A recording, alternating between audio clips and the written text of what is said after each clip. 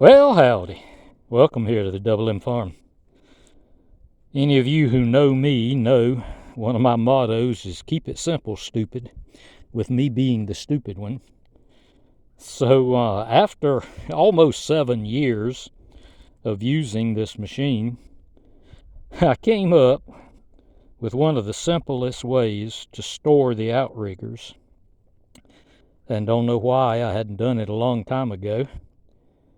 I originally had U-bolts, and I would clamp the outrigger to the floorboard with U-clamps, and I kept losing the U-clamps or the nuts.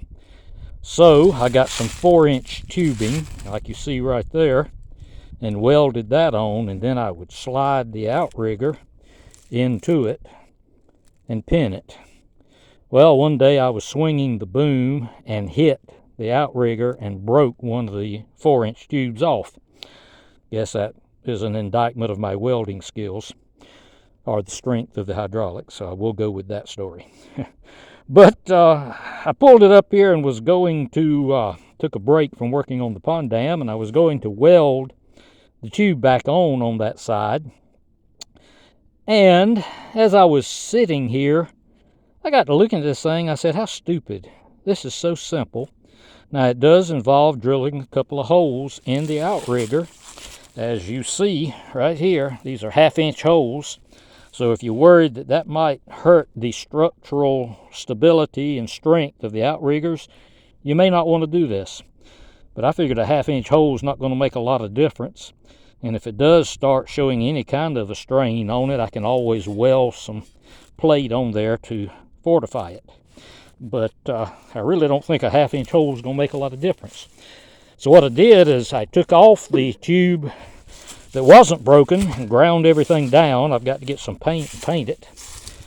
But then I just drilled 2 1/2-inch holes here to match the holes in the outrigger. And all I do is set it on here and drop a couple of pins in. Hard to do with the camera. I'm sorry. It's really hard to see what I'm doing and try to keep the camera in line, but drop the pins in like so.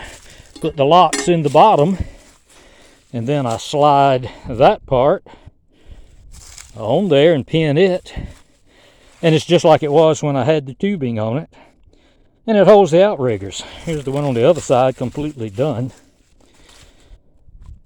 You can see it's pinned. I hope you can see with the glare of the sun, but it's on, it's pinned. The outrigger's pinned to it. Holds it just as good as it did with the 4-inch tubing, and the 4-inch tubing's not in my way of my feet, which was a little bit of a problem. So the only drawback is you're drilling a couple of holes. You cannot use the existing holes, because in order to slide these on, you've got to turn the outrigger leg on its side so that the holes here are on the side to slide this on for storage. So that's why you can't use one of the existing holes. But it's worked great. I've had it a couple of days now, and I got to get some red paint to touch up where I drilled the holes. But I think this is going to be a great way, and a very simple way, to store the outriggers when you're towing to a job site. And you don't want to have to throw them in the back of your truck or make 2 trips or whatever. Just remember, when you've got this on here, do not raise the boom and swing it and hit it. That's what I did to break the 4-inch tube off. If I did it now, I'd probably bend everything down there. So I have to remember not to swing the boom when these are on here. But again, I never claimed to be smart. I'm just a redneck country boy, so. But there you go, just a quick video, keeping it simple as a way to store the outriggers on the Harbor Freight trencher. So, take it for what it's worth. That's the way I'm going to do it from now on.